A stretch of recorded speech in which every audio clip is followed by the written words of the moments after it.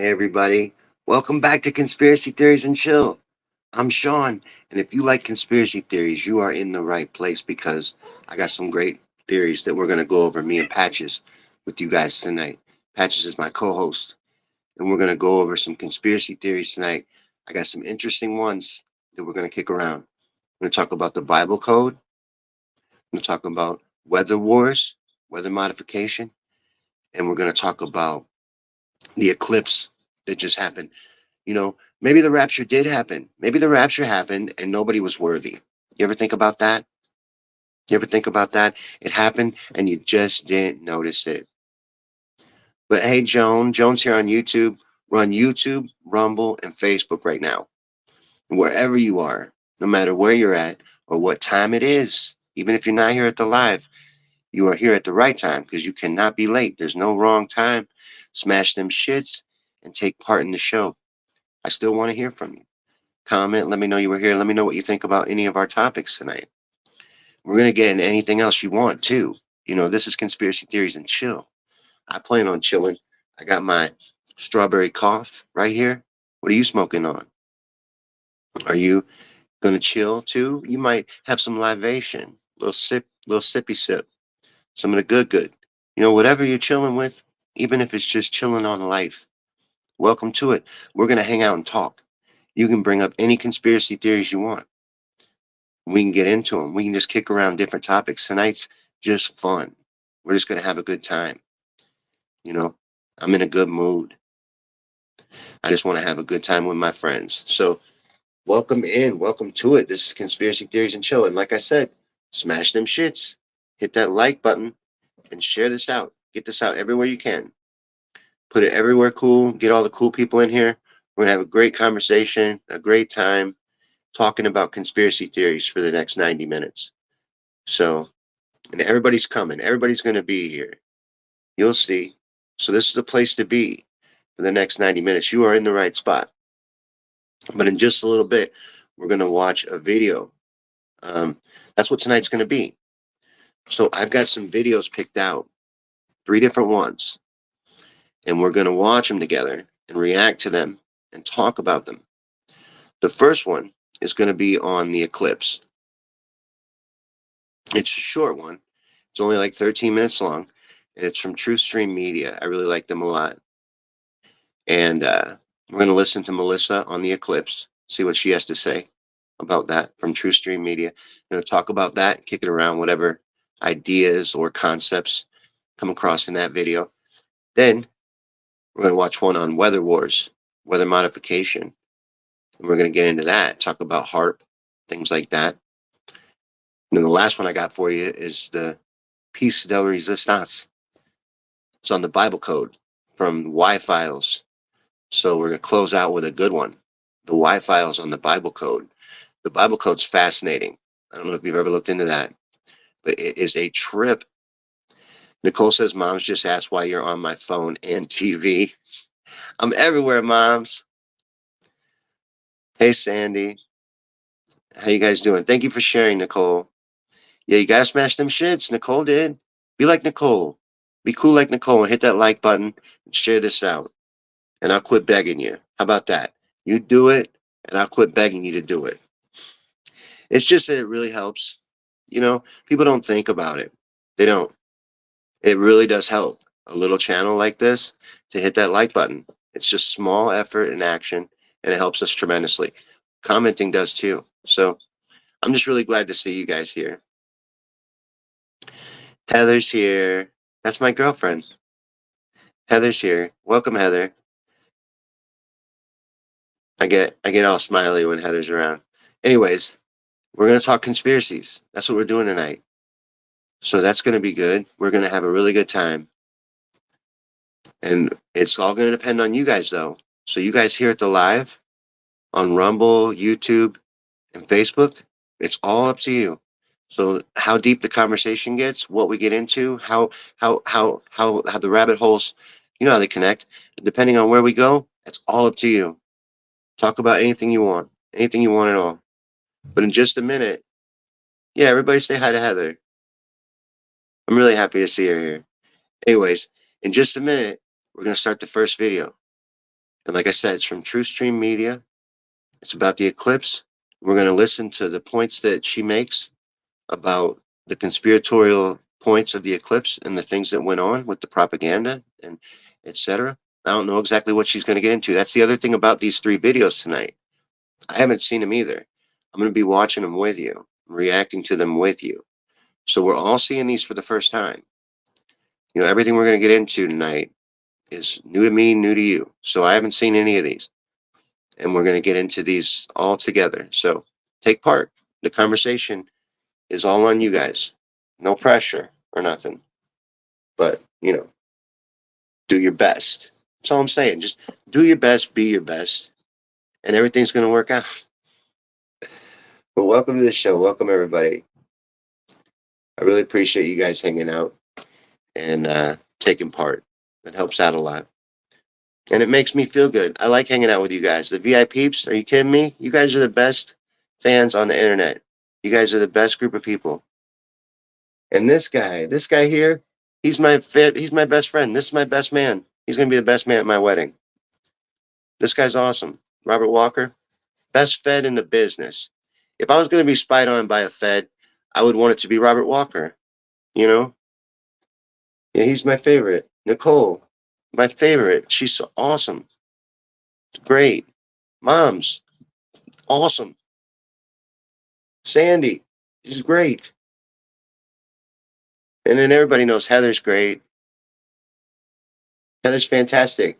Gene, oh my God, Gene is the best. Yeah, you guys are great. I love hanging out with the VIPs. So take part. You know, Gene, you just got here. We're getting ready to watch a video on the eclipse. Paul's here. Hey, Paul. How you doing? Man, the whole gang's here now. So we can get started. We're getting ready to watch a video on the eclipse from True Stream Media. So welcome to it. This is Conspiracy Theories and Chill. And I'm going to get our first video up here. We're going to watch this little gem from True Stream Media. And I'll be right here with you and right back after. So here we go.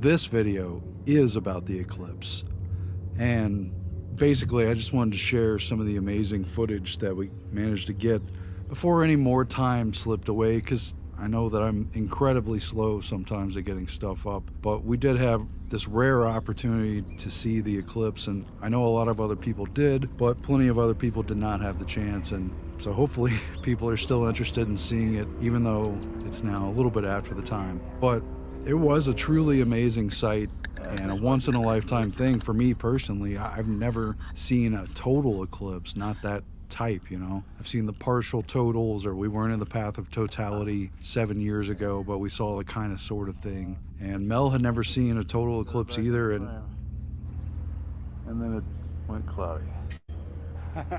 well, I think it's going in and out. There's nothing we could do about that. This was our I wonder if chance this is going to to see be the whole all thing. eclipse And it was a footage. great opportunity because our town just happened to be square in the path of totality. I mean, I probably wouldn't have traveled to see it somewhere else, but it might have been worth it if I had. I mean, I bet other people who have traveled thought that. But it was crazy. I mean, we used several different cameras, and the one that has the longest lens, I'm talking like 500 millimeter, got some really close-up striking still images. That one didn't do video. But I've got this old cheap lens that's a mirror lens that can really get pretty close up on the sun and the moon, and it's good for that kind of photography, even though it's not high-end. But some of these pictures were really interesting, and then taking a raw still of it, you could bring out even more of the kind of light flares and different parts of the colors. Now, I have a question. I'm just going to stop it for a minute. Look at that. So how does such perfect totality happen if the sun is 93 million miles away? Can someone answer that for me? Because the math just don't work out for me. Why the rest of the sky is dark here? Why is the sun? I'm not getting it. I'm confused. I'm not getting it because I'm not buying it. And then I don't know if he'll get into this in the video, but it's not the moon leaving either. So like I don't know. If he doesn't, I got another video I'm going to show you.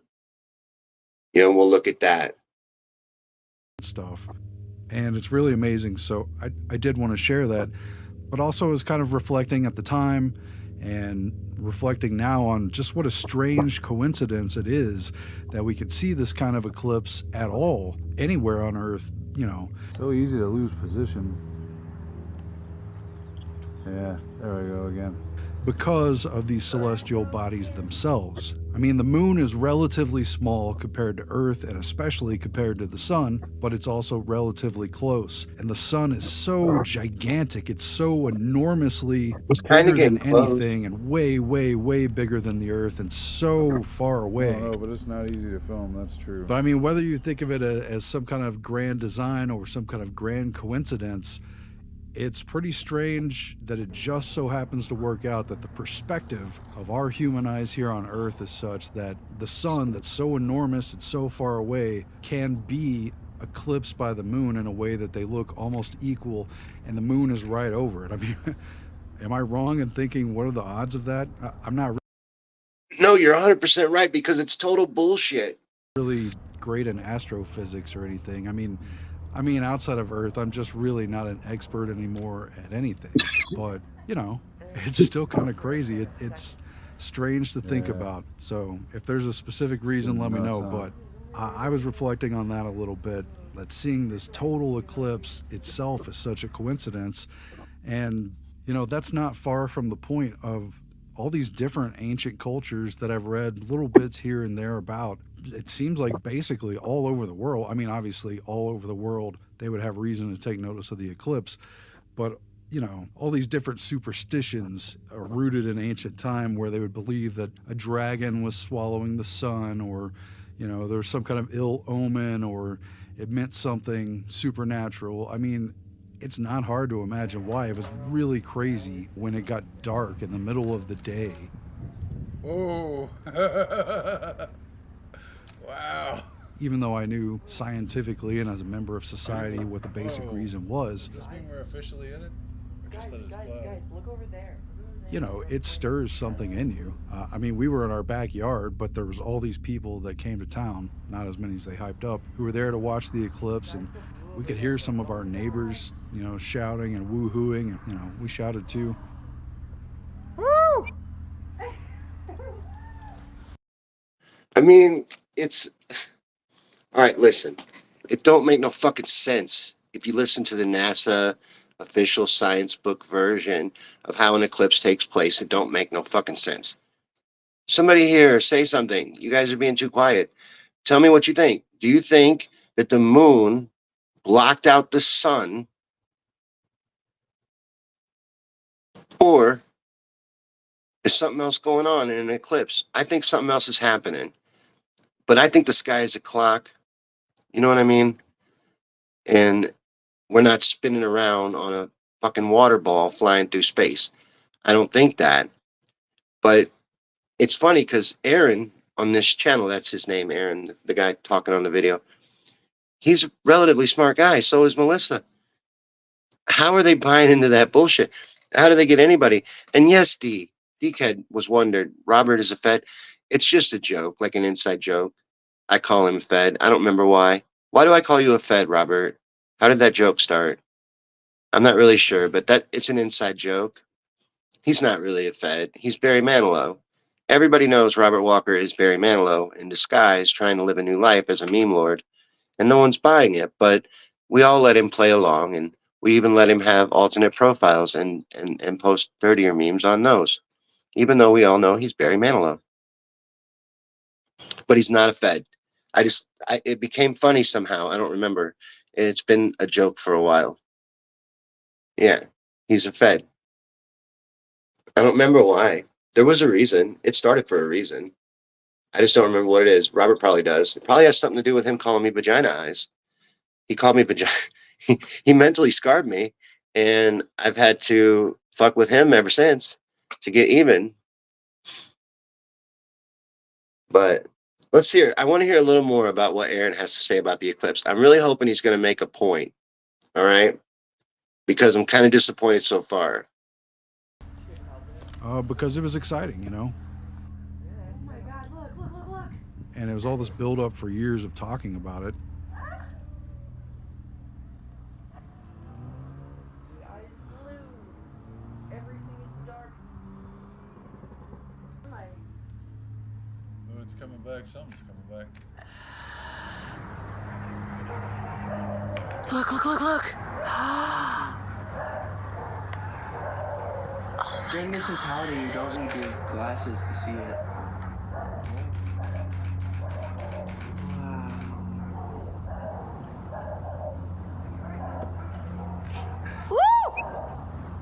Woo! Wow! Look at that though. Like that's possible with something 93 million miles away. Is that possible? That's amazing. The sun and the moon look the same size because they are the But same the size, ancients, and they look had as all far kinds away of from each different other beliefs because they are. and kind of strange practices to bring back the sun or to sort of pay some kind of respect. But basically, a common theme is that a lot of cultures would weep for the loss of the sun, would cry out because the loss of the sun was an important loss to everyone. If it didn't come back, that was life. But no, actually, for the moon too, when the moon is in eclipse, same kind of practices. But either way, when you get into it, the sun and the moon, it's not hard to see why the ancients and old cultures and in symbolism and alchemy and mysticism that they regard the sun and moon as a matching pair of opposites, as a male and female, and as a sort of divine royal pair, the king and queen, specifically in alchemy. And they've got those drawings and stuff from the classic days of alchemy, and it's in a lot of the young books over and over. Some of them are dedicated especially to that. And it's the bath when the sun and the moon could join together in their special formation. That's the alchemical bath that they're taking together. It's the ultimate conjunction in symbolism and so many different aspects of myth and culture. You know, it's the ultimate conjunction of the sun and moon and of male and female, of light and dark, of day and night, and other paired opposites. You know. Dude, I want to call this guy and see if I can buy some weed from him because he's high as shit right now. Listen to the nonsense coming out of his mouth. Heather's right. He sounds like a bunch of idiots. He- He's a very smart guy, I promise you. This is a really good YouTube channel. I promise you guys. Usually Aaron and Melissa are on point. But like, I don't know. I don't know. People are very brainwashed. That's the other thing, baby. They're very brainwashed. They can't help it. They can't. It's not their fault. They're stupid and they're made that way. You know, we don't have an education system. We have an indoctrination system. They don't teach you to be a thinker. They teach you to be a worker, a cog in the wheel, a good debt slave. That's all they really train you to be and all they prepare you to be. So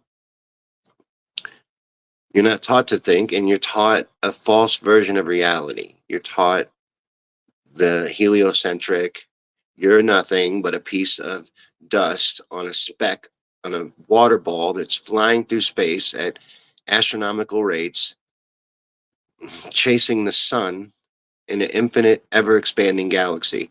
So you don't matter, can't possibly matter. And more than that, there can't possibly be a God. It's all random. We all came from nothing, from dust. An explosion happened nowhere and created everything. And then fish crawled out of the water and became people. And even though there's no proof of evolution, there's no proof of the heliocentric model, they can't prove it. That they own the science books, they own society. They can tell you and make you believe anything they want to make you believe. So these people are ignorant, but it's not that it's not their fault because we all were able to think for ourselves. It's that they're under a severe attack. And there was a time when I was ignorant. I know that. I know there was a time when I was fooled by things for sure. And before I ever opened my eyes to everything. And you got to do that. You have to open your eyes and open your mind and put down your walls and defenses and not let your cognitive dissonance block things off, especially to accept something like you've been lied to about the shape of the earth or science books had lied to you or anything like that. You got to really have an open mind and understand that Yeah, you have. And then people are like, no, they wouldn't lie to me about things like that. They wouldn't, it wouldn't. It would never happen. Yes, it would, because they're psychopaths and they're Luciferian and you don't understand what the fuck you're dealing with. You wouldn't do it. That doesn't mean they wouldn't do it. Don't attribute your aspects to them. Those are your attributes. That does not represent them. In fact, they don't even think of you as a person. They talk about you like cattle. You're useless eaters. That's what they call you. Robert said nobody believed it, but his friends like to joke about it. The Fed thing? Is that what you're talking about? Or did you say something else? I hope it's the Fed thing. Heather said they don't teach you about money or how to manage it in school for a reason. Yeah, there's no class on doing your taxes. There's no class on balancing your budget. They don't teach you any of that. There's no applicable math class that is actually applicable to real life. You know, I failed the fuck out of geometry and algebra, but I had to take it. You know why? I don't use it. I've never used it. I have never in my life ever done an algebra question ever since school. Not once. Do any of you deal with algebra? You know, somebody tell me you actually use it. Geometry, do you use it? I get that you use it when you make circles and stuff, but do you ever like use school geometry and do geometry equations? Is that ever something you do? Trigonometry. I could keep going. Like, but anyways, he's brainwashed, so he's an idiot. But yeah, he was created that way. It's just surprising to me. Is all I'm saying. That was my main point. Aaron's a smart guy, but let him talk for just a little while longer. Let's see what else he has to say. And so it's really strange to see that firsthand because what could be more perfect than two solar bodies, one that rules the day and one that rules the night, coming together exactly and looking from a human perspective as though they are the same size in the sky. And then to see that sun disappear exactly behind the moon, it was really interesting to see. So I don't know what y'all think about that, but it was really strange.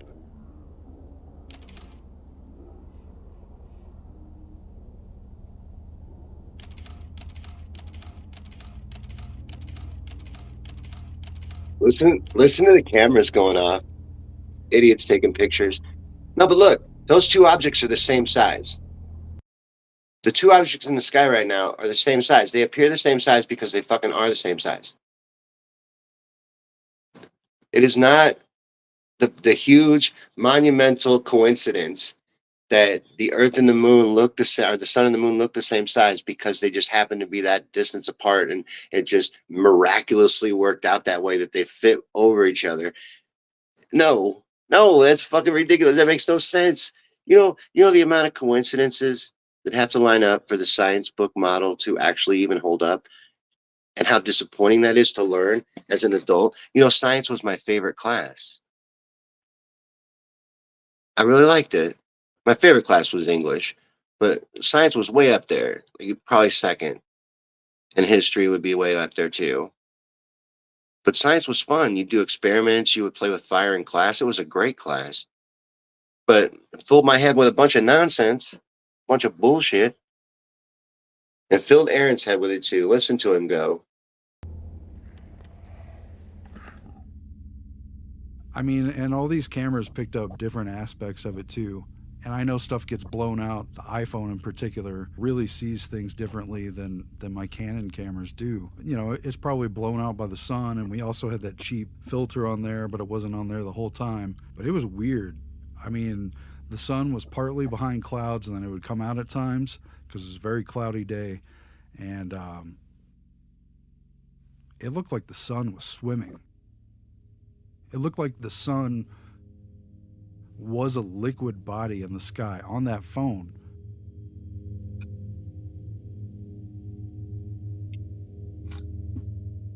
As opposed to, That's the other thing. You listen how close he gets to understanding it.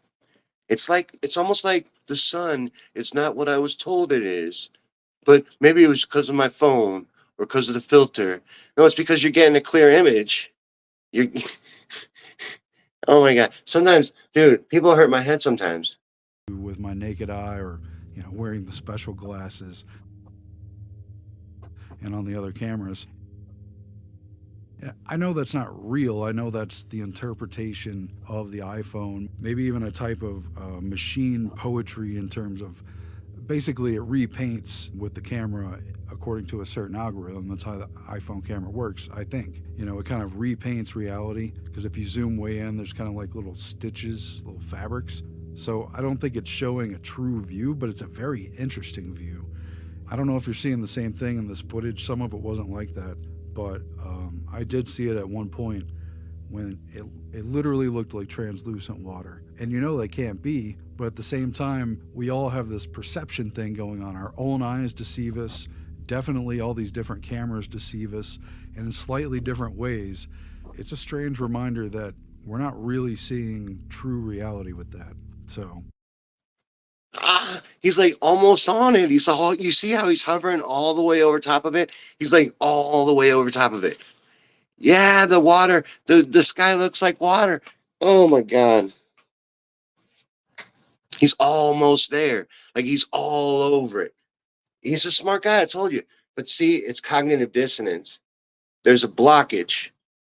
the It video won't let footage him. in particular that's on the tripod was our Canon C100 with a 75 300 millimeter zoom. I had the official solar filter on that, so it's good with the camera and you could see it. I thought it actually made a pretty dark image, but it did make it possible to pick up all those solar flares and all that stuff shooting off from the sun that they say is hotter than the sun itself when it shoots off of there, and that sort of diamond ring effect that picks up just before, just after that moment of totality. Right. And from where we were, the clouds moved It was over pretty cooperative, just after it reached totality, and then it popped back and forth a couple times.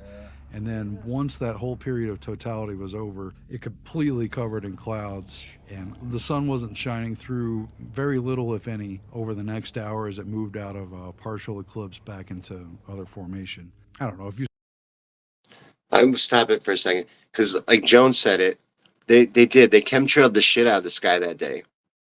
They did everywhere across the United States. A lot of people didn't see shit. You know what I mean? Everybody was very disappointed, because that whole strip for totality was booked up. Every hotel, every bed and breakfast, every mom and pops, everything was booked up on that whole strip. And a lot of people didn't see shit. Aaron got lucky to get the view he got because there was a lot of manufactured clouds in the sky that day.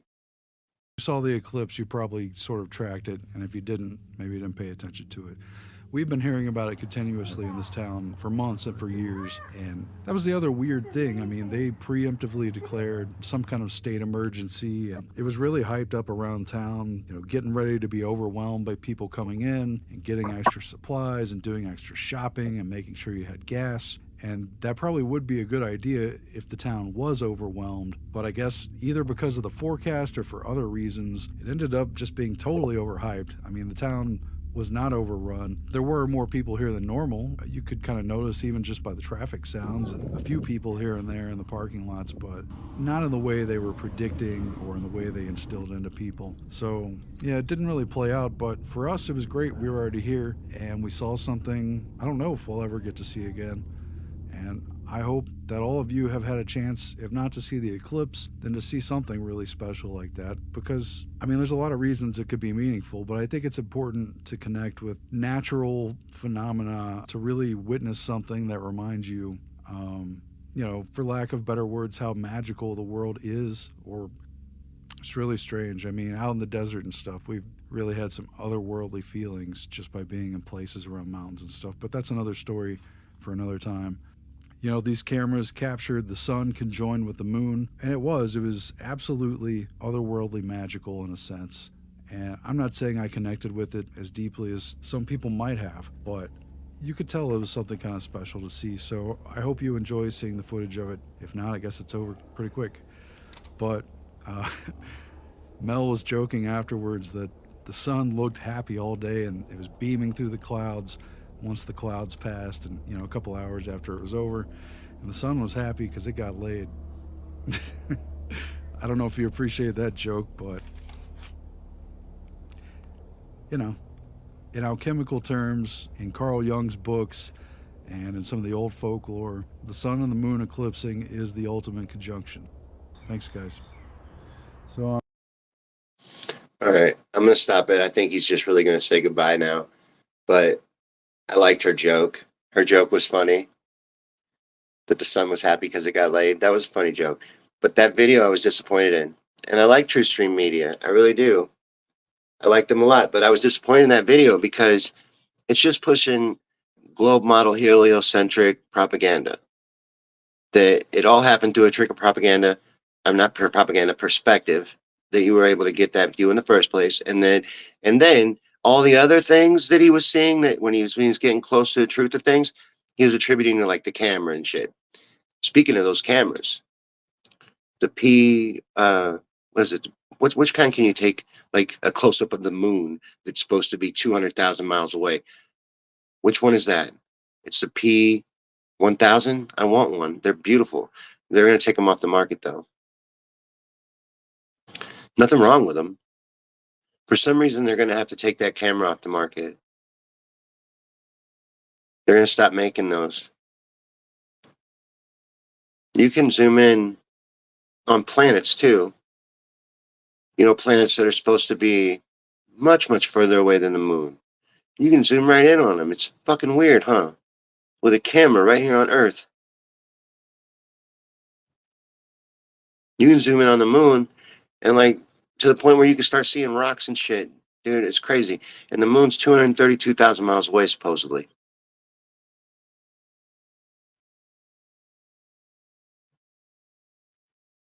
I wish I could remember the name of the camera. It's a Nikon something. P900 is what I might want to keep saying, but I don't know if that's right. Joan said she heard 9 months ago that they predicted it was going to be cloud-covered skies. P900, I was right the whole fucking time, Robert. Why don't I ever trust my memory, man? It's actually not as bad as I think it is. You know, I doubt myself too much. I have too much self-doubt. I was right. The whole time I wanted to say P900, but I'm like, P100, P1000, is it P10,000? I'm like, it can't be P900 because that's what you want to say, and that's not it. I can't, but I did. I wanted the whole time to say P900. I want one. I want to get one before I can't get one. Joan says, don't worry though. You'll be able to get them at the sidewalk camera stores. I get a knockoff P900. I want a real one. I want to be able to zoom in on the moon. I want to be able to look at Jupiter. And I want to know why I can. Why can I why can I zoom in and get a really good image of Jupiter? But in fact though, have you ever had a close-up picture of a planet?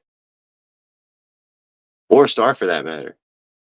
They don't look like what you think. Remember when he said it looked like water? Yeah, they do. There's a reason why it looks like light through water.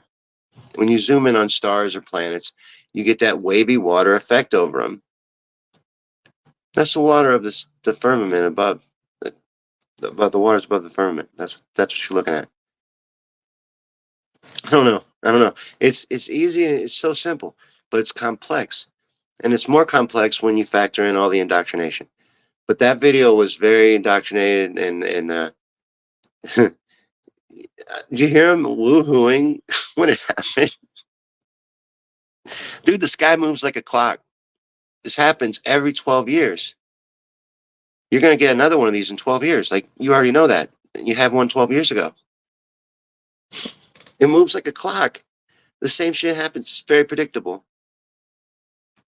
You're going to see all the same stuff when you're supposed to see it. And they can predict everything because it moves like a fucking clock in the sky. And just, the sky moves above us. We're not moving. It's clear as day once you can see it. But if you can't see it, a 5-finger discount supplier, Joan, those are the best kind. Because I get a good deal. I get a good deal.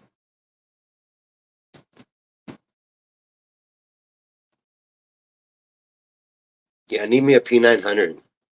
That's what I want. That's what I want for my birthday next year. P900. I wonder how expensive they are. I bet they're expensive. Because, like, seriously, you can. With this camera, you can. I'm exaggerating a little, but not much. You can zoom all the way in on the moon. Why can you do that? With a camera? not a telescope.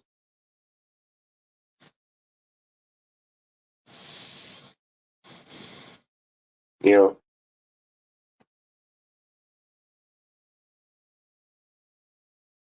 the next video though, if that might have been too crazy for you, we got into like some weird stuff.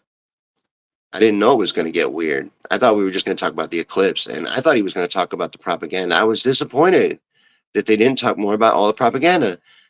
The the rapture. How did that not come up in that video?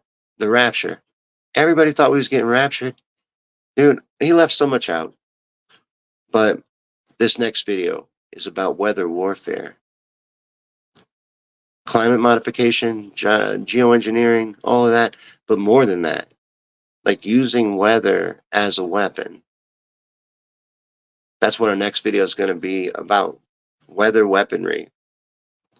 So weather warfare, that's what we're getting ready to get into on Conspiracy Theories and Chill. We're going to watch a video dealing with that. And I hope this one's good. But I absolutely know that the Bible code video, that's our last video. I know that one's good. I know it is, because I can vouch for AJ all day long. That one is going to be great. So stick around for that. That's the last video. This next one, though, is on weather wars and weather warfare. You guys, what do you think about that? First off, do you think it's even possible? Is it possible for them to steer a hurricane or cause a tornado? Do you think that's real? Is that a real thing? Can they cause storms? Can they cause droughts?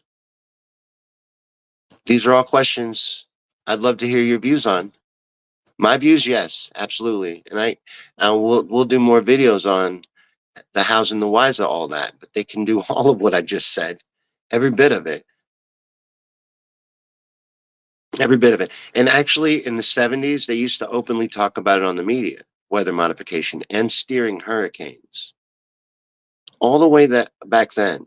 Then they stopped talking about it all of a sudden, and it started to be something they can't even do.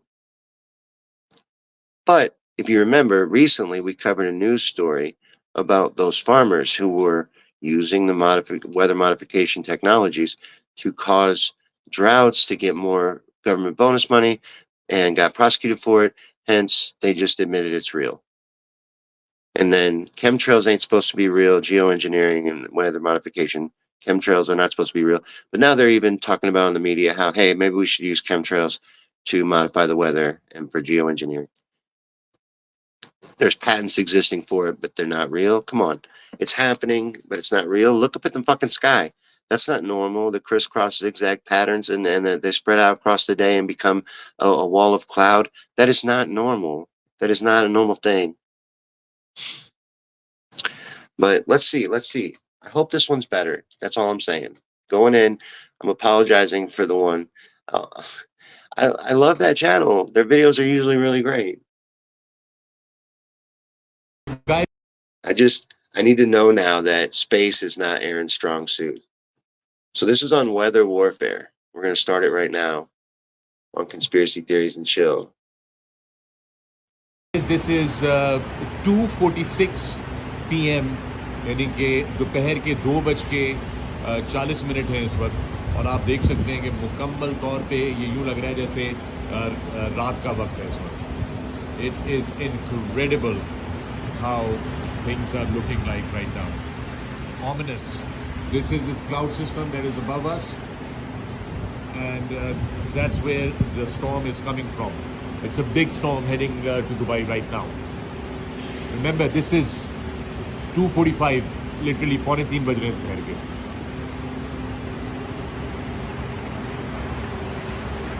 And it's getting darker. Huh. Heavy downpours and flooding in the desert? Gee, I wonder how that happened. We're going to be talking about that plus a lot more. Welcome back, beautiful and amazing human beings. My name is Luke Radowski here of wearechange.org, talking about all the latest and craziest news developing right now, as domestically the situation is not all right, as the CEO of Telegram just came out and gave us two important reasons why he stood away from San Francisco. This, as of course internationally, there's a lot of interesting weather news, as weather modification is happening, and it's being done in secret against the will and consensus of the general public that would be too shocked and would have stopped it if we would have known what's going on. And there's a reason we don't. We're going to be talking about that as well, as there's some really curious news coming out of the UAE that essentially admitted to doing the stuff that the corporate media is now calling a, quote, conspiracy. We're going to get into that, plus a lot more, all here on this independent media broadcast. If you like the shirt that I'm wearing, you can get it on thebestpoliticalshirts.com. And the clip that we played in the beginning of this broadcast was originally highlighted by @CatchUp on social media. They are @CatchUp feed. If they have a YouTube channel, we of course will be putting them in there, as they aggregate a lot of videos all over the internet, specifically from this man, highlighting the very quick and rapid weather changes happening in the UAE. That has been a very interesting topic of discussion that automatically the corporate media has already figured out, and the authority figures are absolutely right on this, rather than the actual experts and scientists and people coming together and connecting the dots here on some definitely some interesting revelations, which we're going to be talking about in just a little bit. But before we do, in other strange news, Hold on. I'm starting to wonder something. I think that I got tricked here, and we're watching a rebroadcast of Luke Radowski's news show, Weird Change. You want to watch it? I'm sorry. I apologize again. It's a great show. I love Luke. But someone has apparently put a new title on Luke's video. This was supposed to be on weather warfare and weather modification. We'll see. We'll see. They seem so far like all they did was put a new title on Luke's video. today we are also finding out that California lawmakers are going to be unveiling a genealogy office in order to find out who really was a descendant from slaves in future reparation payouts. Yes, you heard that correctly. California is literally setting up genetic testing, DNA data harvesting databases that will look into people's lineage and history to determine if some people were slaves in their generational lineage. This, as of course, very few Black Americans actually are, as the state of California is literally planning on giving out taxpayer money to these individuals in a state that didn't even really exist during the time of slavery. All right, not only did it not exist, but he's right. You hear what he just said? Like, most African Americans are not descendants of slaves. Most. I don't think they realize that. If you really did genealogy, you may not qualify for a check. But California is going to give out checks, and California could have never had no slaves because it didn't exist as a state. You see what I'm saying? It's all fucked up. It's so fucked up. So maybe this will be a whole non-issue, and I'm gonna skip out on that video. I'm not gonna do that. I respect Luke. I love We Are Change. I'm not gonna play a rebroadcast of his show. You know, I got other videos. You know what I mean? The show must go on. I apologize to you. I thought that was on weather modification and weather warfare. It was. It had a misleading thumbnail and a misleading video description, but I'm pretty sure if I let it play, it's just going to be Luke's show. Tell me what to do. I'm gonna ramble, and in the comments, you tell me you want to watch the rest of Luke's show. We'll watch it. Are you into it? As long as I attribute it to him, this is totally his show so far. We'll do it. But I thought it was a different thing based on what. Because I don't watch these. I don't want to watch them first. I want to watch them with you guys. That's the whole point. Like, so we can comment on them and react to them together. So, I just now experienced it, and I got taken twice tonight so far. I know for sure that our last one's good. I promise you it is. It's on the Bible code. You know? And I know it's good because it's from AJ on the Y-Files. It's going to be fantastic. But Drew says he's seen videos on how the chemtrails are trying to make the atmosphere flammable with other gases. They're spraying us with like the most heaviest chemicals they tend to find is what? Aluminum and barium. Isn't it barium? Is one of the big things they're spraying us with? Then the water's got fluoride and laced with other things. Not to mention all the stuff that's in it because things people put in their toilet and flush down the toilet that they shouldn't. Um, so like, don't drink tap water like at all ever. But yeah, it's a whole mess. Everything's a mess. Like the war that we've done out of pure laziness, out of convenience, out of industrial contamination, and then the war being done against us by HARP and weather modification, cloud seeding, all these other things that are happening. But I'm telling you, with HARP and other tools, other weapons that they have, they can do things like cause a tornado, cause rain in Dubai. You seen that video he showed? They were causing rain in Dubai. Yeah, Joan, I got more videos. Joan says pull up another one. Joan's the boss. That's my manager. So Joan said pull up another video. That's what we're going to do. Roll that bean footage, buddy. I'll work on the fly. I can do that. I can do that. I know what I'm doing. Don't worry. I got it. I got the wheel, baby. We're on a basic version of a midnight ride. That was my idea here.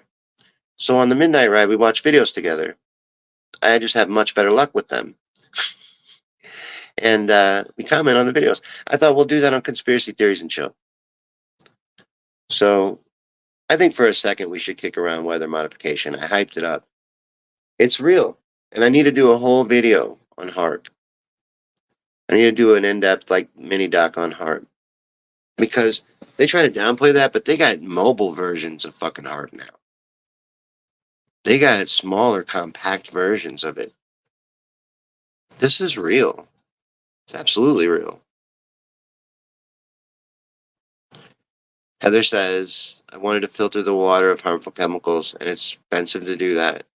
It is. It is expensive. I buy bottled water. That's what I do. And I even make my ice cubes out of it. I pour the spring water. I buy spring water, and I pour it into my ice cube tray. And I even make my ice cubes out of spring water. I give my cat spring water even. I don't even give her tap water.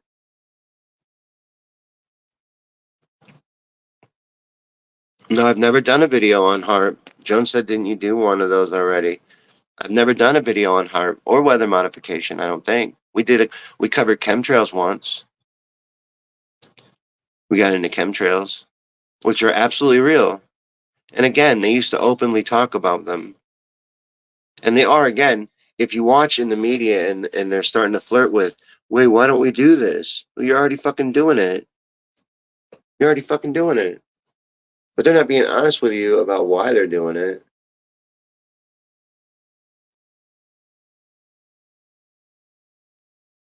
All right, here's what we're going to do. I'm going to give you guys a treat. We're going to do 2 from AJ. Because I know these are going to be solid. So she's going to get to see the hollow moon. Heather picked Bible Code. I asked her, do you want to see hollow moon or Bible Code? She's like, Bible Code sounds really interesting. And it is super interesting. And it's still going to be coming up last. So the last one we're going to watch is Bible Code. But let's see what AJ has to say about the hollow moon. I'm going to bring that in here. And we'll see. Because this is interesting. See, AJ also, and this is going to be disappointing to some of you, believes in the whole heliocentric model. But he believes that the moon has a base in it. So he's still crazy, guys. It's all right. He's still crazy. We can still allow him in the club. Let me bring this in from AJ. So to the Y-Files is brought to you by Surfshark. Despite it being humanity's constant companion through all of recorded time, the moon is still a mystery. Science hasn't been able to explain how the moon was formed, its unusual orbit, its distance from us, its density, its composition, its structure. These are all still questions. Now, there are theories about the moon that solve some of these puzzles, but they don't solve all of them. There's only one theory that answers every scientific question about the moon. Just one. that the moon is a hollow artificial structure brought here by someone else. Let's find out why. Let's start at the beginning. We're taught that the moon has been here forever, but there's controversy about this because scientists can't agree on how the moon was formed in the first place. The first theory of how the moon became linked to the Earth is the capture theory. It says the moon was just floating along, drifted near the Earth, and was pulled into orbit. This is almost impossible. Another explanation is the accretion theory, that the moon and Earth formed out of dust clouds in the early solar system. But when systems form through accretion, they share similar traits. If the moon was formed this way, it would have an iron core, like the Earth. It would spin on an axis, like the Earth. But neither of these are true. The fission hypothesis was popular for a while, and this says the early Earth was spinning so fast that the moon was formed out of rock in the Pacific Ocean that was flung into space. But we later learned that moon rock is much older than the bottom of the ocean, so this is unlikely. The most popular explanation is the giant impact theory. This says that a large object about the size of Mars smashed into the proto-Earth. The debris field from the collision coalesced to create the Earth-Moon system. Again, these conditions would have to be so perfect that the odds are astronomical. Right. Now, a recent theory is a combination of all of these, that a large object collided with the Earth about 4.5 billion years ago, essentially vaporizing it. And this vapor is called a synestia. And the synestia was spinning very rapidly, forming a torus. And the moon formed on the edge of this torus. Whoa, hold on. Taurus? What's a torus? Well, this shape is a torus. That looks like a donut. It does, but in geometry, if you revolve a circle around an axis in three-dimensional space, it's called a torus. Yeesh, and you wonder why you're not popular at parties. I'm very popular at parties, aren't I? So, we still don't know how the moon was created. You would think that actually going to the moon and collecting rock samples would solve some of these puzzles. But when moon rocks were brought back and studied, it only created more questions.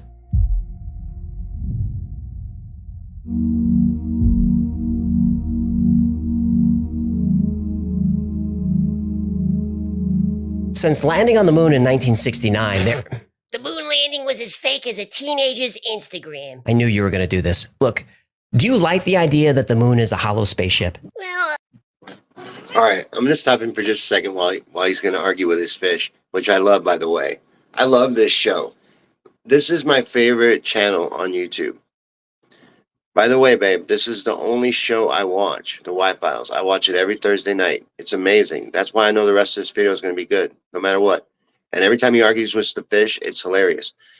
That thing that they just put on the screen, the non-existence of the moon, that whole thing, you know, a lot of things about our universe and our planet and our moon and the sun even don't make sense, really. And they admit it from time to time. And that was a quote where they admitted it. But we're going to let him see. I'm going to let him get back to arguing with the fish. yeah, I gotta admit, I do kind of like this idea. Okay, so for us to explore this theory, you need to concede that we went to the moon. Fine, I will concede we went to the moon. Thank you. But those were unmanned missions. The landings were actually filmed in a studio in Burbank, California. Fine, I'll take what I can get. Moon rocks and soil samples brought back from the moon are strange. On Earth, the newest rocks are at the surface, and the rock gets older as you go deeper. Now, this is obvious and logical. But on the moon, the soil on the surface is older than the rocks underneath. And the surface rocks are older than the rock underneath them. It's backwards. The only way this happens on Earth is when we drill, dig, and mine, bringing older material to the surface. But we see this all over the moon. Now, if the moon was somehow hollowed out, older rock would be on top. But the list of anomalies goes on. Typical planetary structures have denser materials toward the core and lighter materials toward the surface. On the moon, this too is reversed, and no one could really explain why. The moon's surface is pockmarked by asteroid impacts that have happened for billions of years, so you would expect the rock around the impact craters to be different ages. But there is a strange uniformity in the age of these rocks. The chemical makeup of lunar dust is also very odd. If lunar dust is the result of billions of years of impacts, why does it have a different chemical makeup of the rocks around it? The moon doesn't have a magnetic field, yet moon rocks are strongly magnetized. The Earth is 4.6 billion years old, but the oldest rocks we found are much younger than that. Moon rocks are older, much older. Some rocks have been dated to the very beginning of the solar system, and some are said to be even older than that.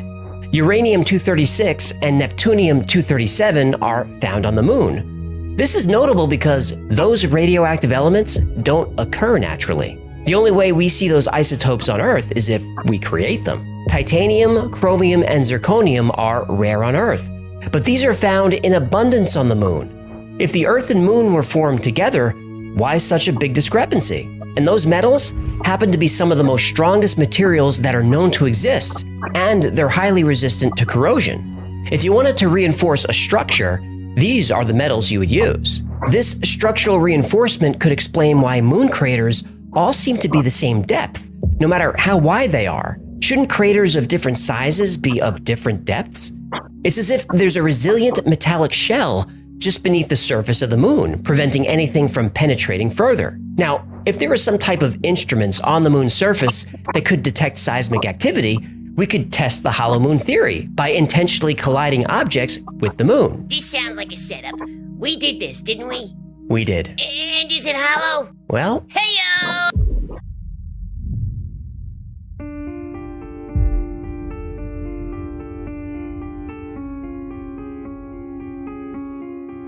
after returning to the command module, the Apollo 12 crew intentionally released the lunar lander, crashing it into the moon's surface.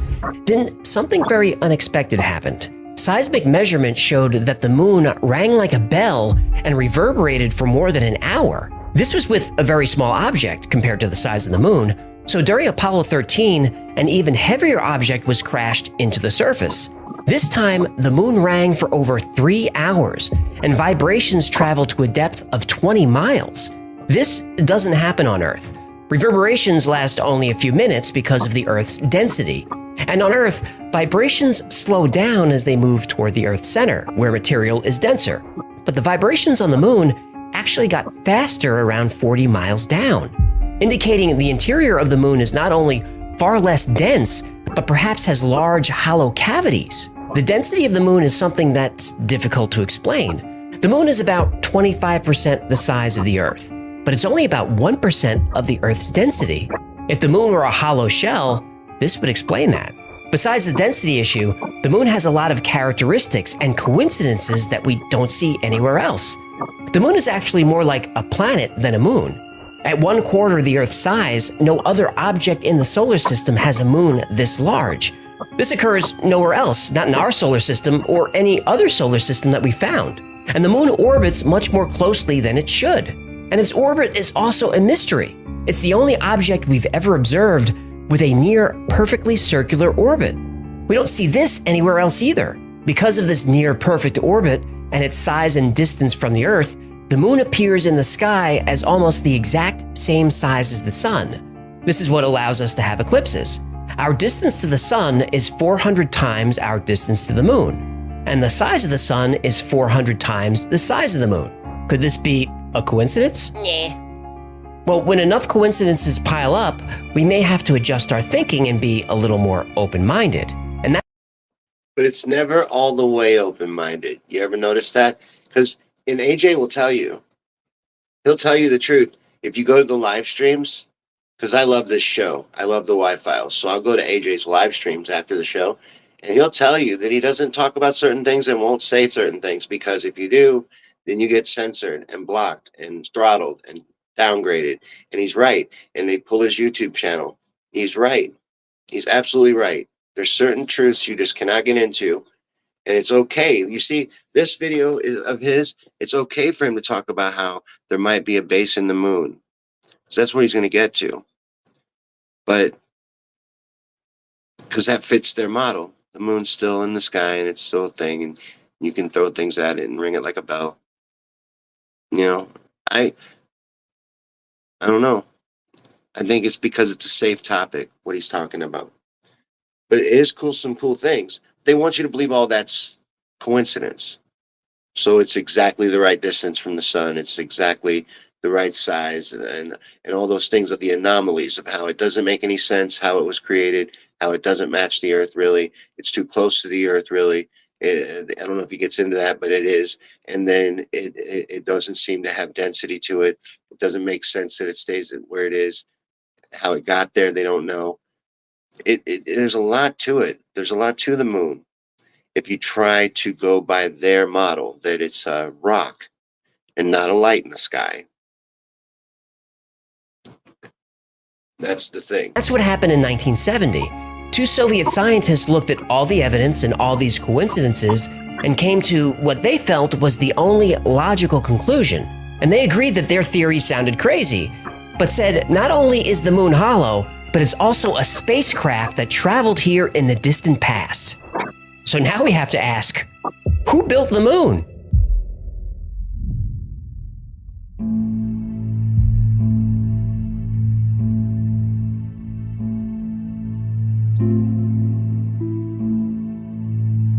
Every ancient culture on Earth has stories about the moon, but it's interesting that the further back you go, the fewer stories there are.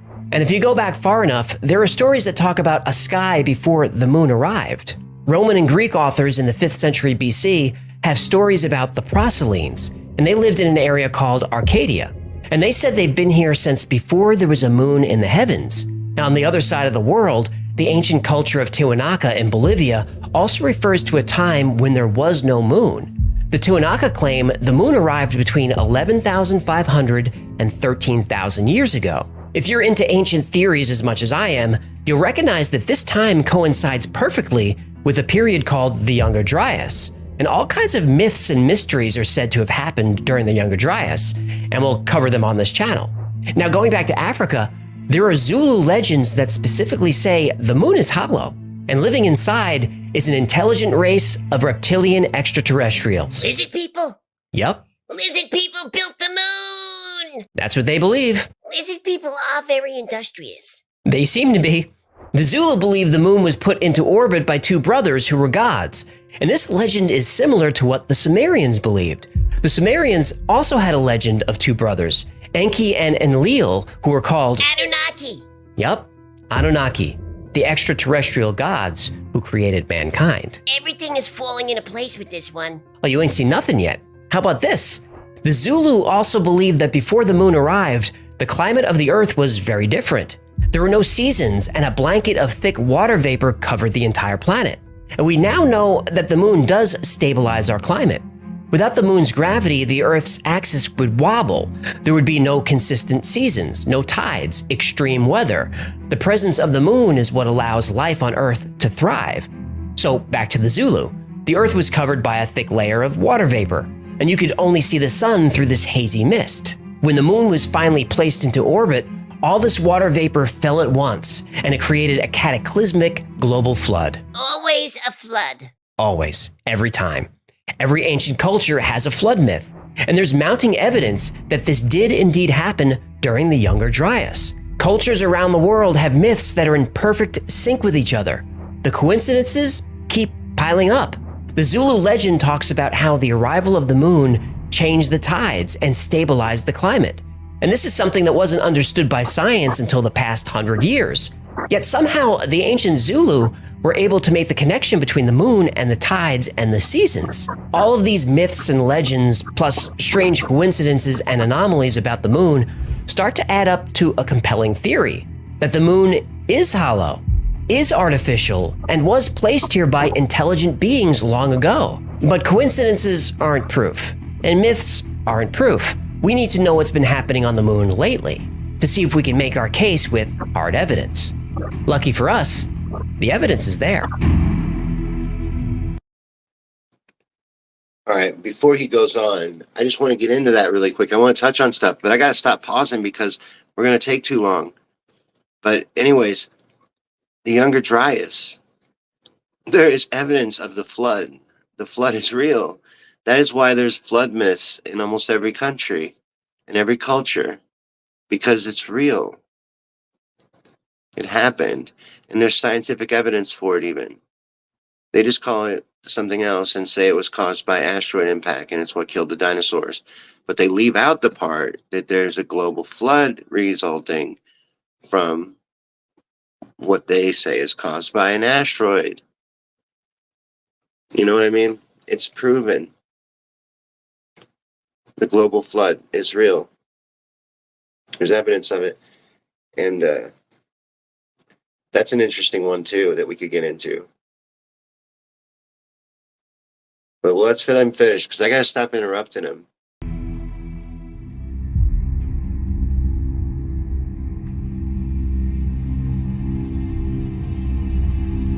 Science tells us that the moon is a cold, lifeless place. It has no atmosphere. There hasn't been seismic activity for millions of years.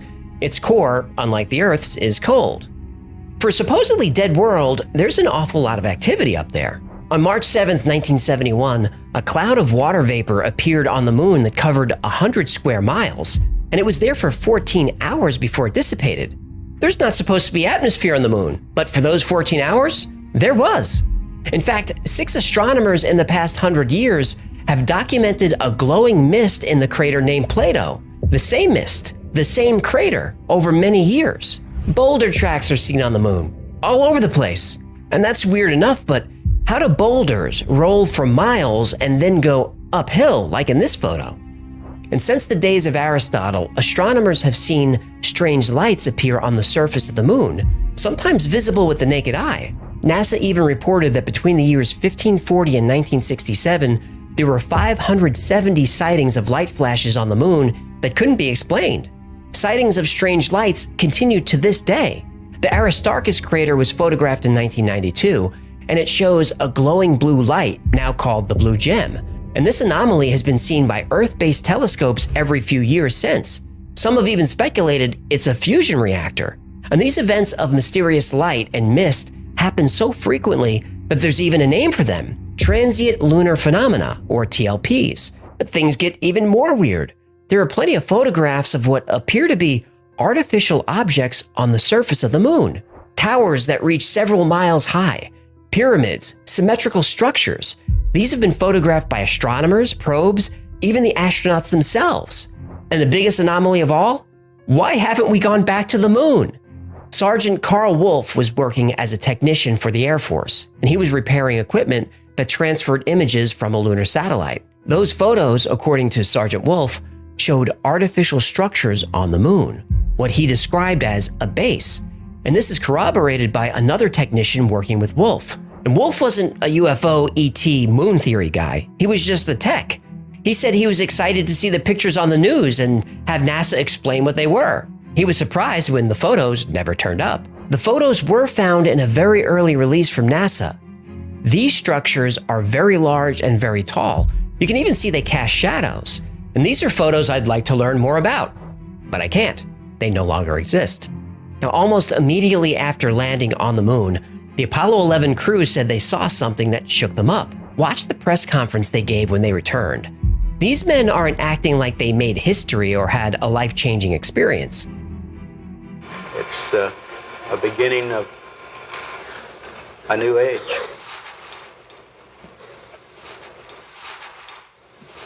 Look at that shit.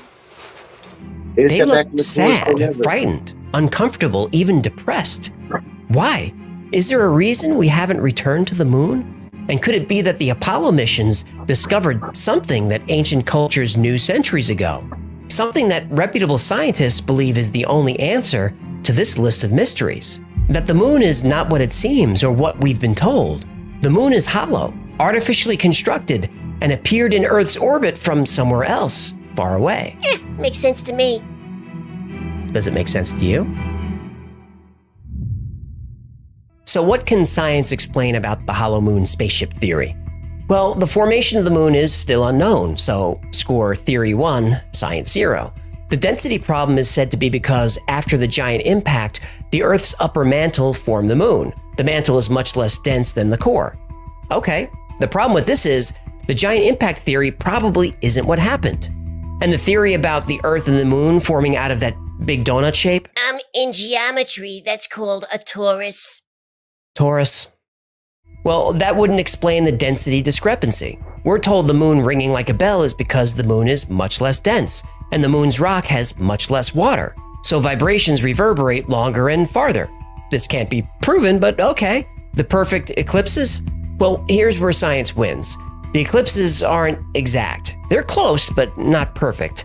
Besides, the moon is drifting farther away from the Earth every year, so eclipses are becoming less and less perfect all the time. And whether the moon arrived 14,000 years ago or was formed billions of years ago, it was much closer to the Earth, so it was much larger in the sky. Now, NASA claims that we know the moon isn't hollow because of seismic observations.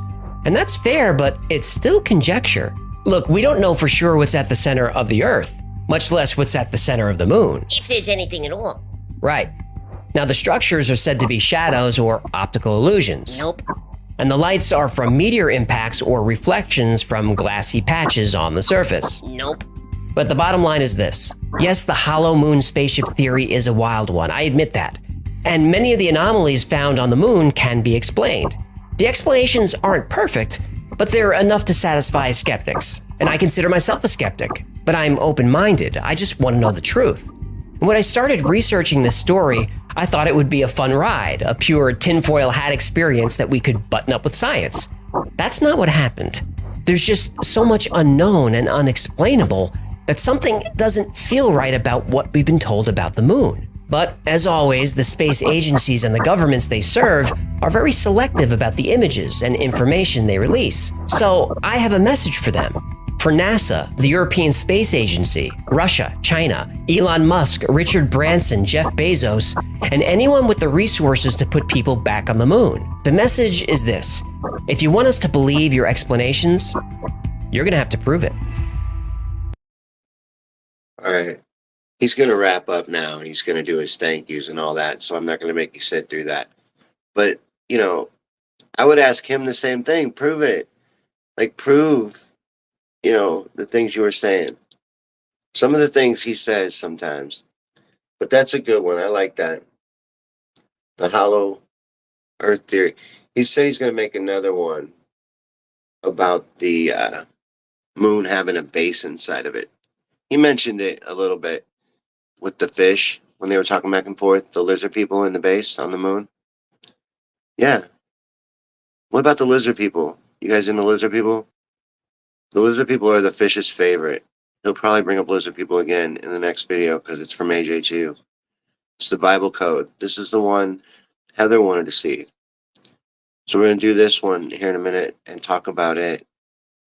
But we've been hanging out and just looking at different conspiracies. That's what tonight has been.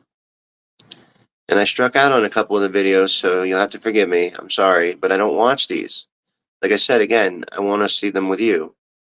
So I picked ones of AJ's I haven't even seen. Like, it's just, I know he's good, so I know we'll like them. And I know we're going to like this next one. Because on the Bible Code, because I know the Bible Code's fascinating. And his in-depth research, AJ always does really good research. It's going to be great. So this one we're going to check out. And we need to jump right into it because I got things I got to do tonight. I got a big night. You might have a big night too. Joan wants to go long though. We're going to go a little long because already I'm over schedule. I'm running late. So we got to jump right into this. I'm going to bring it up right now. It's on the Bible Code from Y-Files again. Another one from the Y-Files. This is the last one tonight. Let's check it out. Episode of the Y-Files is brought to you by Established Titles. In September 1994, Yitzhak Rabin, Prime Minister of Israel, received an ominous message.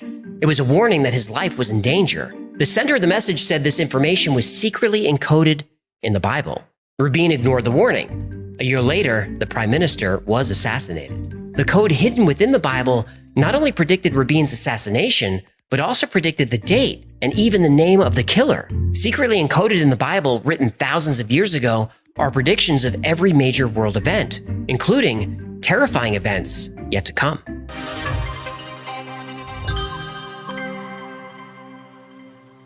Abrahamic religions are those that worship the God of Abraham, and these include Christianity, Islam, and Judaism.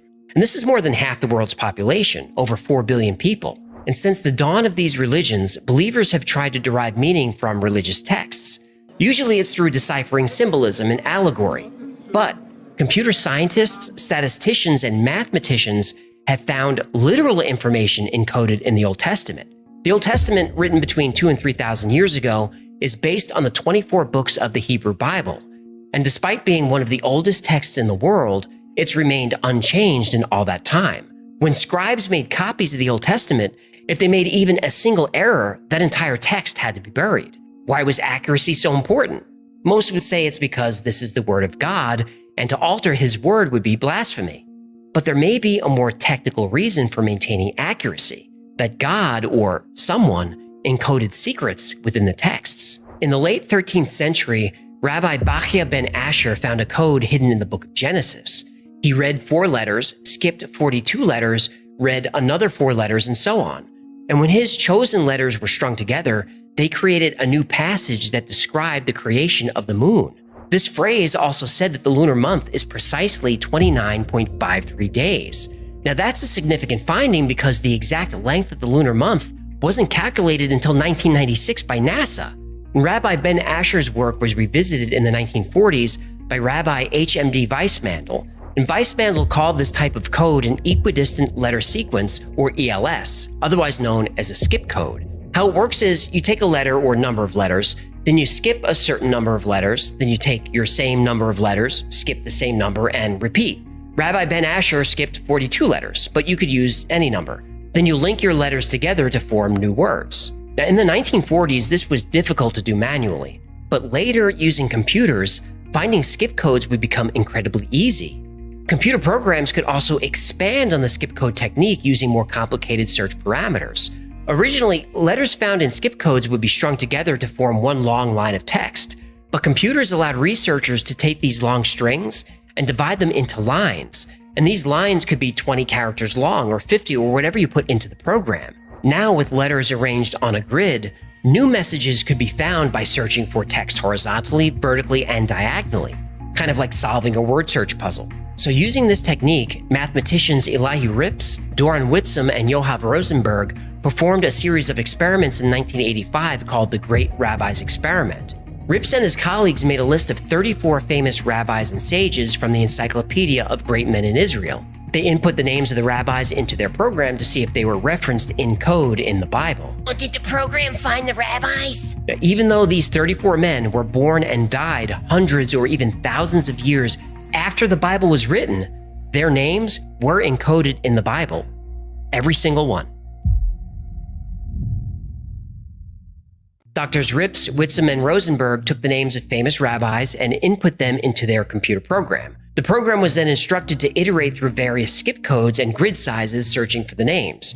Once a match was found, the program would then search horizontally, vertically, and diagonally for dates that intersected the names. These dates would then be compared to the known dates of birth and death for each of the names. The results of the experiment surprised everyone. The computer program found all the names of the rabbis encoded within the Bible, and when arranged on a grid, they also found the dates of birth and death intersecting the names. They tried again with 32 more names. Again, the program worked. All the names and dates were encoded in the Bible. To be sure, they tested their program on the novel War and Peace and other long religious texts. They found nothing, only random letters. But in the Bible, the names were there. In total, they found the names of 166 men encoded in the Bible, thousands of years before any of them were born. Dr. Rips said the odds of this happening by chance was about 1 in 10 million. The only conclusion that can be drawn from the scientific research regarding the Torah codes is that they exist and that they are not a mere coincidence. Doctors Rips, Whitsum, and Rosenberg published the results of their study in the peer-reviewed journal Statistical Science. Naturally, the study was controversial. Several experts tried to find a mistake, but nobody could. In 1997, Harold Gans, a senior cryptologic mathematician for the NSA, set out to disprove the Bible code. When Gans first heard the story, he wasn't just skeptical, he said it was nonsense. People are always coming up with all kinds of weird claims. The Loch Ness Monster, Bigfoot, flying saucers. By nature and by training, I'm a skeptical person. One day my wife asked if I had ever heard of something called Torah codes. I said yes, but she shouldn't take it seriously. She asked, "How do you know? Have you looked into it?" I distinctly remember saying, I have better things to do with my time than chase after nonsense. And she said, how do you know it's nonsense? Gans created his own computer program to disprove the Bible code. Not only was he able to find the names of the rabbis and their birth and death dates in the Bible, his program also found their places of birth and death. So another skeptic turned believer. In 1990, Dr. Rips had an idea. He was able to find information about rabbis who lived hundreds of years ago, but he wondered if the Bible also had information about people who were still alive. In 1990, Saddam Hussein was one of the most famous people on the planet. Dr. Rips input the dictator's name into the program to see if he was encoded in the Bible. Was he? He was. That's my sugar! And if the Bible code was correct, Saddam Hussein was going to attack Israel in 3 weeks. Did he attack? He sure did. I'm plotzing over here. Now, it's amazing. And only in the Bible do you find this. When, for instance, by skipping an equal number of letters, you spell out President Kennedy, the very next letters in the same skip sequence say to die, and Dallas is encoded in the same place. When you look for Shakespeare, the very next words in the same equal distance skip sequence say, we'll present plays on stage, and Hamlet and Macbeth are encoded in the same place. When Dr. Rips input the name Saddam Hussein into his Bible code program, the name was found. Also intersecting Saddam Hussein's name were the phrases Russian missile and fire on third Shabbat. On January 18, 1990, the third Shabbat of the Hebrew calendar, Iraq fired a Russian-made missile into Israel, sparking the Gulf War. This had Dr. Rips wondering if other major events were coded in the Bible. It turned out that many were. In 1992, Michael Drosnin, an American investigative journalist, was in Israel working on a story about war in the Middle East. While there, he was told about Dr. Rips' work. Michael Drosnin didn't believe in God, much less that God would be putting coded messages in the Bible, but it sounded like an interesting story. Drosnin originally set aside an hour to speak with Dr. Rips, but before the hour was over, Drosnin extended his stay in Israel. Rips showed Drosnin that it was possible that the Bible contained billions of messages. Drosnin, intrigued but skeptical, tried to debunk the theory. He couldn't. Instead, he worked with Rips to see what other messages could be decoded. And over the next few years, Drosnin and Rips found over 1,000 events encoded in the text of the Old Testament. They looked at the book of Genesis, where God tells Abraham, "Look now toward heaven and count the stars." Encoded in this passage is the date July 20th, 1969, and the words spaceship and Apollo 11. The phrase economic crisis is found once. It's intersected with the words depression and stocks and the year 1929. The word Oklahoma crosses the word Murrah, which was the building destroyed in the Oklahoma City bombing. Intersecting those words is the phrase, his name was Timothy. In May 1994, the Shoemaker-Levy comet was all over the news. Scientists were speculating whether or not it would crash into Jupiter. Drosnin searched the Bible code and found the answer. The exact name, Schumacher-Levy, is there. It intersects with the phrase, will pound Jupiter. Crossing the phrase is the date July 16th, 1994, the correct date of impact. That same year, Drosnin searched the name of Israel's Prime Minister, Yitzhak Rabin. Rabin's name was there, crossed by the phrase, assassin will assassinate, and the Hebrew date 5756, which was a few months away. In the Hebrew language, numbers also have word meanings. 5756 could be interpreted as, will you change it? Drosnin felt this was a sign that he should try to stop this prediction from coming true. He sent a message to the Prime Minister. Rabin didn't listen and was dead a year later, just as the Bible code predicted. On January 26, 1996, Drosnin and Dr. Rips found another ominous prediction. The word Libya intersected the phrase atomic holocaust. If predictions couldn't be changed, this did not bode well for Israel or the world, because the date that crossed Libya and atomic holocaust was January 27, 1996, tomorrow. The Bible code contained the phrase atomic holocaust crossed with the word Libya and the date January 27, 1996. That day, Muammar Gaddafi, Libya's leader, made a public statement that Arab countries threatened by Israel have a right to nuclear weapons. Michael Drosnin feared that this was the beginning of nuclear war, but fortunately the prediction served more as a warning than as an actual war. After the prediction about the assassination of Prime Minister Yitzhak Rabin, the Israeli government took Bible code predictions seriously. They did this quietly and with skepticism, but they still listened. Drosnin speculated that Israel may have been working behind the scenes to prevent nuclear war with Libya, using the Bible code as a potential source of intelligence, something they would never publicly admit. As the months passed, more Bible code predictions came true. Benjamin Netanyahu was predicted to lose the 1996 prime minister election to Shimon Peres. The Bible code said otherwise, and indeed Netanyahu won a very close election by less than 1% of the vote. Lady Diana was killed in a terrible car crash in Paris in 1997. The Bible code has a lot of details about this. The words princess and Diana are encoded at the same skip code distance. Next to this is the word Spencer, which was her maiden name. Intersecting Spencer, the word Wales. In surrounding verses are the words Paris and France, tunnel and river. And you might remember she was killed in a tunnel near the Seine. Also encoded is the date Ab 5757, which is the Hebrew date of August 1997, the month and year she was killed. The name Fayed was found, and Dodi Fayed was Diana's companion who also died in the crash. And later, researchers found the name Henri. Henri Paul was the driver of her car. In 1997, Michael Drosnin released the book The Bible Code, which became an instant bestseller. His book inspired many other books about the hidden messages encoded in the Old Testament. Codes hidden within the Bible predicted the fall of Saddam Hussein, the capture of Osama bin Laden, both Gulf Wars. Codes were found that saw the 2008 financial crisis, the swine flu outbreak, and natural disasters like earthquakes, tsunamis, and hurricanes. But these were events that happened in the past. Interpreting past events using the Bible code was easier than predicting the future. When an event has already happened, you have all the context.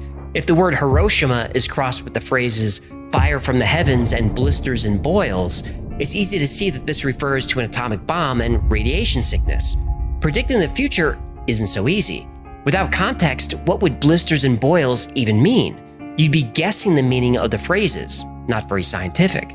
But the Bible code predicts terrible future disasters, and Drosnin felt that if he could locate a key to decipher all the Bible's predictions, these disasters could be prevented. Finally, Drosnin found the key, a stone pillar or obelisk, and according to the Bible code, it was buried in Jordan near the Red Sea. So Michael Drosnin asked the Jordanian government for permission to excavate the area. To his surprise, permission was granted. Logic tells me that the Bible was encoded to give us very important information. It was encoded, certainly, by some intelligence that could see ahead, across time. It was encoded in such a way that it would be found right now by a technology that would exist for the first time now, the computer. In 2002, Michael Drosnin believed that the Bible held a hidden code that predicted an impending nuclear war. He found references to the cities Jerusalem and New York, intersecting the name bin Laden and the year 2006. Drosnin contacted the Israeli and United States governments, but they ignored his warnings. Allegedly. Even though nuclear war didn't happen in 2006, Drosnin still felt there was imminent danger and was worried he got the date wrong. Drosnin believed there was a key to the entire Bible code in the form of a stone obelisk hidden somewhere in the Jordanian desert. And if this obelisk was discovered, it would allow all predictions in the Old Testament to be deciphered, averting the coming apocalypse. But who put the obelisk in the desert in the first place and why? Drosnin wasn't religious. He didn't believe it was God speaking to Moses on the top of Mount Sinai. Drosnin actually believed that Moses was speaking to— Please say aliens. Please say aliens. Aliens. Yes, it's aliens. It's aliens. Because the Bible code could be deciphered with a computer, Drosnin believed the only way to create the code was with a computer, an incredibly advanced computer. The theory was that given enough data, an extremely advanced computer program could successfully predict all the events of the future, just like a computer that's used to predict highway traffic patterns or the weather. You put in as much data as you can, and then the computer can predict with reasonable accuracy how fast cars are going to be moving on a freeway or if it's going to rain. If the aliens used computer programs that operated at the quantum level, they could predict any possible outcome. When the Jordanian government approved the excavation request, Drosnin brought in experts from all over the world. Archaeologists, geologists, and researchers of all kinds were flown in. Finally, the obelisk would be discovered, and every code hidden within the Old Testament would be unlocked. No, what did they find? Well, the political climate of the Middle East shifts quickly. At the last minute, the excavation permit was revoked. No! Yep. Michael Drosnin would go on to publish 2 more books about the Bible code, but as the years went on and fewer predictions came true, each new book performed worse than the previous one. In June 2020, Michael Drosnin passed away. After spending 25 years researching, even learning Hebrew in the process, Michael Drosnin wouldn't live to see the Bible code proved. The proof is allegedly still buried in the desert, and to find it would take nothing short of a miracle. And until we get that miracle, we'll have to settle for science. The Bible code does not give us one predetermined future. It tells us all of our possible futures. And by having this information in advance, we can prevent the worst dangers from ever taking place. When Michael Drosnin released his first book, The Bible Code, I was fascinated with it. Whether the Bible was created by time-traveling humans from the future, aliens from another world, or God himself, Drosnin seemed to answer questions that we all have. Are we alone? Or is there something more, an intelligence beyond our understanding? If the research into Bible codes was considered fringe, then Michael Drosnin was considered on the fringe of the fringe. Drosnin built on the work of Dr. Elihu Rips, who first published his paper on the Bible codes in 1985. But Professor Rips didn't believe Drosnin's predictions. He felt that Drosnin was only seeing what he wanted to see, and would manipulate and interpret the results of the computer program to support the predictions. But to be fair, Dr. Rips still believed that the original study, The Great Rabbi's Experiment, was true, that the names and dates of the great Hebrew sages were coded in the Bible. However, Dr. Rips' work had challengers.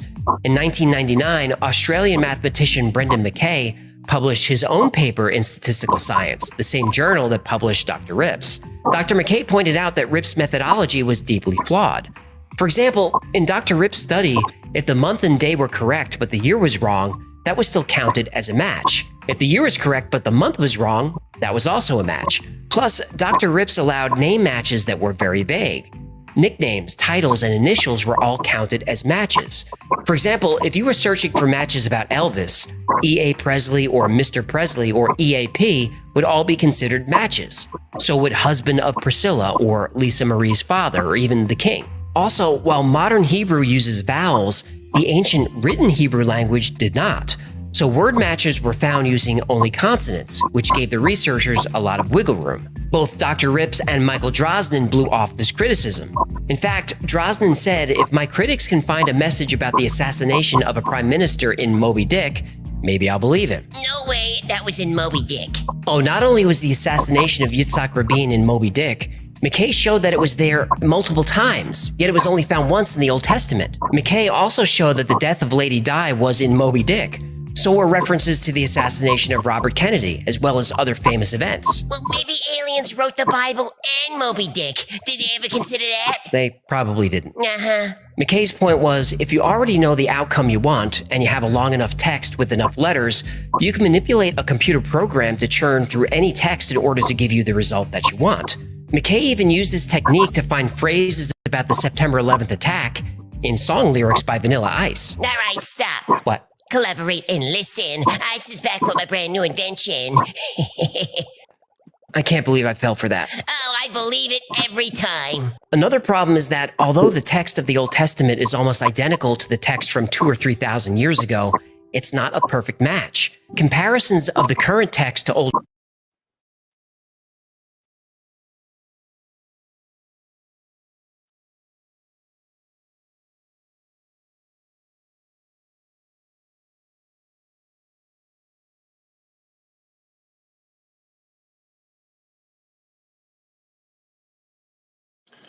Something fucked up. I don't know what it was, but I'm going to take this opportunity because it kicked out the video anyway. He was about done. It is propaganda, basically, Robert. It's a fancy computer program that he was basically explaining to you was kind of designed to find whatever it wanted to find.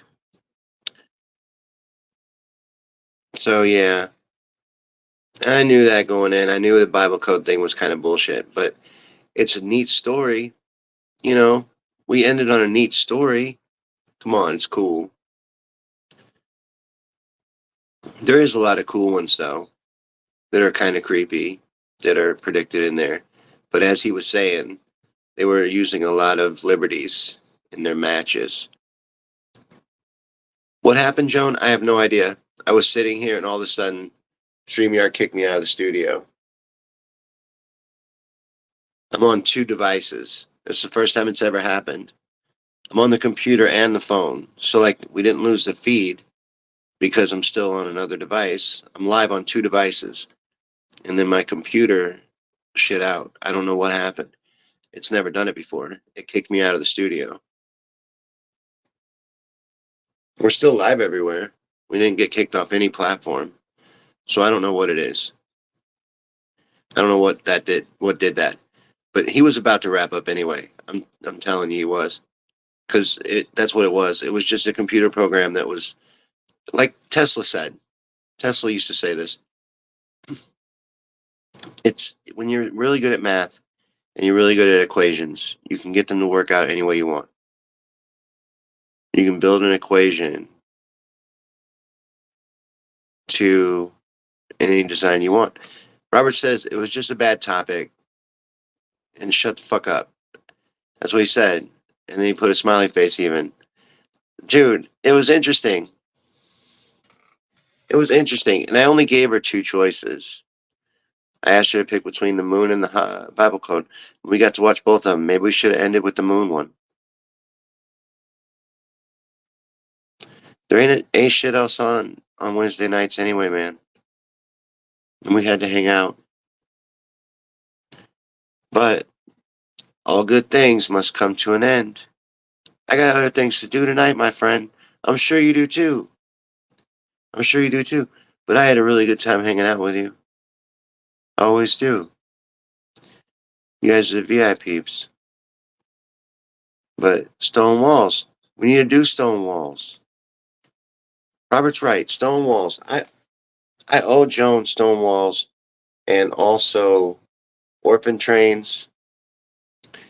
I got to do orphan trains for Joan and for you and me too. We're all going to watch it.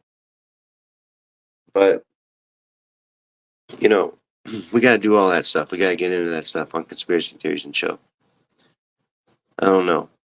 We got to do all of that. Lots to come, lots to come. But have a fantastic rest of your evening. I know I will. I got an important phone call. An important phone call coming up. I'm going to have a great time. Always do. But you guys have a great time too. I'm getting a weird message on my thing. But you guys have a great time too the rest of your night. And thanks for hanging out. This was Conspiracy Theories and Chill. We tried something new tonight. And I kind of struck out. But it's a new idea of watching things together. I don't know. What'd you think of it? I'm not sure how I feel. I'm going to watch it back. I'm going to figure out how I feel later. But you tell me how you felt. Did you like it? I know the videos weren't that great. But you like the idea and the concept, though? Hanging out and watching videos together? But Robert said he sent me a link on the rock wall in Texas. I think I remember looking at that. Jonas sent me a lot of cool stuff on rock walls and stuff like that, too. I know it's neat. I get that. I know that it's interesting. I just don't know how to cover it yet. I haven't got my head around it. And it's mostly from laziness. It's mostly from putting it off and procrastination. But I just haven't figured it out. I haven't gotten my head around it yet. I'll do it. You know what I'm talking about, don't you? These massive stone walls, and they're in weird places, like in the middle of a field and things like that. Like, why and how? How did they get that shit there? Why? And why is it there? It's interesting. But yeah, we'll get into that one day, for sure. But you guys have a great rest of your night. I'm going to enjoy the rest of mine. And I'll see you next time. God bless.